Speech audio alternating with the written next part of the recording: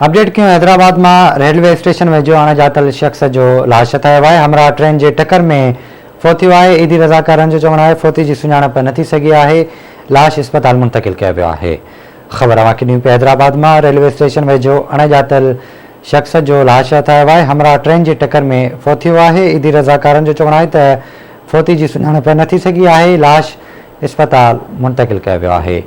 ख़बर अवां ॾिनी पिए हैदराबाद में रेलवे स्टेशन वेझो अणॼातल शख्स जो लाश ठाहियो आहे।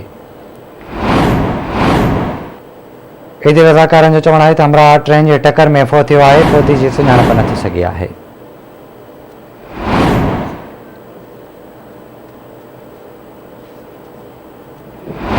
हैदराबाद में अवां खे ख़बर ॾियूं पिया रेलवे स्टेशन वेझो अणॼातल शख्स जो लाश ठाहियो आहे।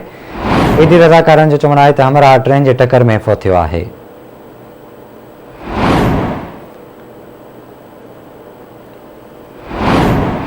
फोती जी सुञाणप न थी सघी आहे। लाश अस्पताल मुंतकिल कयो वियो आहे। हैदराबाद में अवां खे ख़बर ॾियूं पिया रेलवे स्टेशन वेझो अणॼातल शख्स जो लाश ठाहियो आहे। ईदी रज़ाकारनि जो चवणु आहे त हमरा ट्रेन जे टक्कर में फोतियो आहे।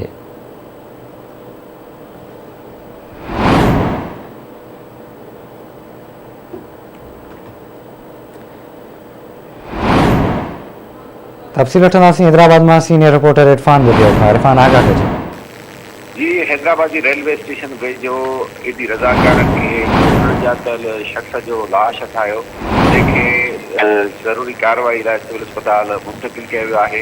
इन हवाले सां ईदी रज़ाकारनि जो चवणु आहे त लाश जी सुञाणप नाहे थी सघी ऐं उन्हनि जो वधीक चवणु आहे त जेको आहे सो हमरा ट्रेन जे टक्कर में फोती वियो ऐं जेको आहे सो जिस्म ट्रेन जी टक्कर में कटिजी वियो ऐं लाश खे ज़रूरी कार्रवाई लाइ सिविल अस्पताल मुंतकिल कयो वियो आहे। जी ठीकु आहे इरफान, वरी महिरबानी अवां जी तफ़सील खां आगाह करण लाइ।